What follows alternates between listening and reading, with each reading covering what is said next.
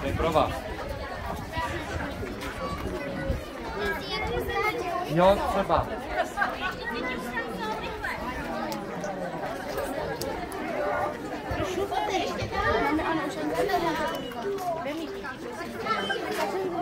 Jdeme dál.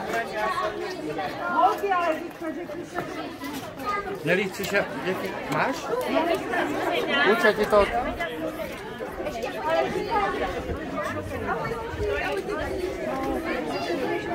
Jesus is small.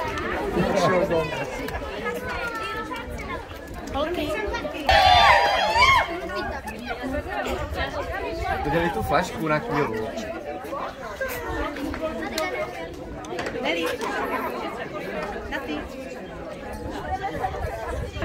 Dobrý den, milé hrušovanské ženy. My si vám dovolíme zaspívat písničku, kterou jsme se naučili vyloženě jenom pro vás. Ano. Děkuji.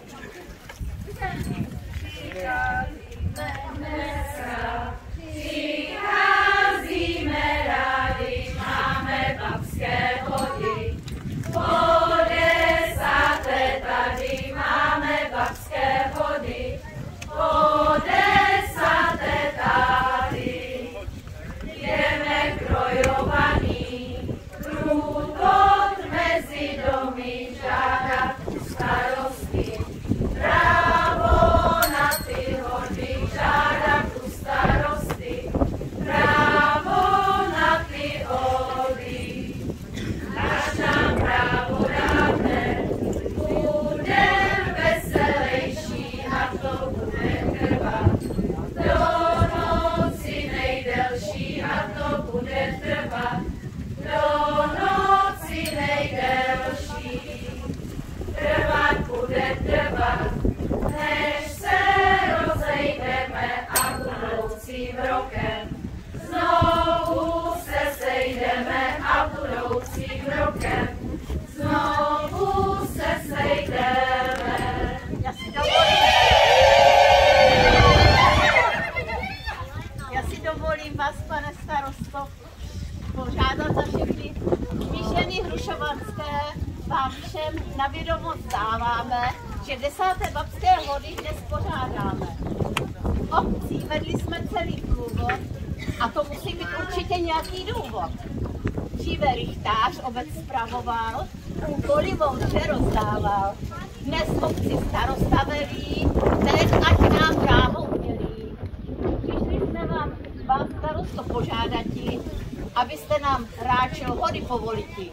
Když milostivě nám vyhovíte, dobrou zábavu tím podpoříte. Ve vaší odvahu a dobrou vůli věříme, s hodovým právem na soket zamíříme. Tak prosté to ale zas není, za tímto právem je poučení. Veřejně tady slibujeme každému, že budeme dbát mravu dobrému. O dobrou náladu se budeme starat, měl se usmívat, tancovat a zpívat. Zodpovědnost převezmeme rádi, vždyť jsou to přece babské hody. Víc už se tedy nezdráhejte, hodové právo nám předejte a my vám pěkně děkujeme a na hody vás srdečně zveme. Takže my už jsme řekli všechno.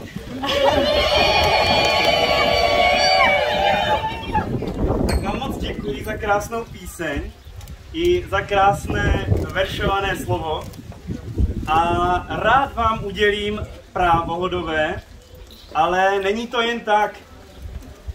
Já bych se ještě rád vrátil k pondělku, kdy jsme se tu sešli, kdy jste nacvičovali a nám končila práce a zazněla tu věta, že starosta neumí péct. My jsme tak žertovali o tom občerstvení tady a pohoštění a tahle věc tu zazněla. Pamatujete si tu stárku, která tohle vypustila ze svých úst? Ona se nepřizná. Tak, stárko, předstup. Tak, vašich úst zazněla sprostá, ale opravdu sprostá pravda. Ale já tady s touto věcí jsem pracoval a pokusil jsem se upéct koláče. Tak, za trest vám je dávám. No sama nemusíte, můžete to rozdat. A příště prosím tyhle pravdy nezveřejňujte moc. Pravda se špatně poslouchá, já vím. Ale máte výborný. Tak, dejte si. Ale příště bych je pocukrovala. Ano, to, už jsem to slyšel. Od své manželky jsem to slyšel, že by se měli pocukrovat, ale já si myslím, že aspoň je vidět, jakou práci jsem si s tím dal. Nic neskrývám pod cukrem. A budou tam všechny? Pekl jsem z půl litru, bylo jich daleko víc, ale jenom tyhle jsou reprezentativní. Tak. A nyní teda přejdeme k tomu nejdůležitějšímu aktu, a to, že vám předáme právo. Jenom se ještě zeptám. Čtu tady v roce, už nevím, jakým to je, teďka mě ta pentle se ztratila tady. V roce 2015 čtu hlavní stárka Jitka Votavová, 2024 Jitka Votavová. Je to vůbec legální? Není, ale asi ano, asi to je legální. Tak. Takže, stárkovské právo předávám dvojnásobné hlavní stárce, speciální taštičku druhé hlavní stárce.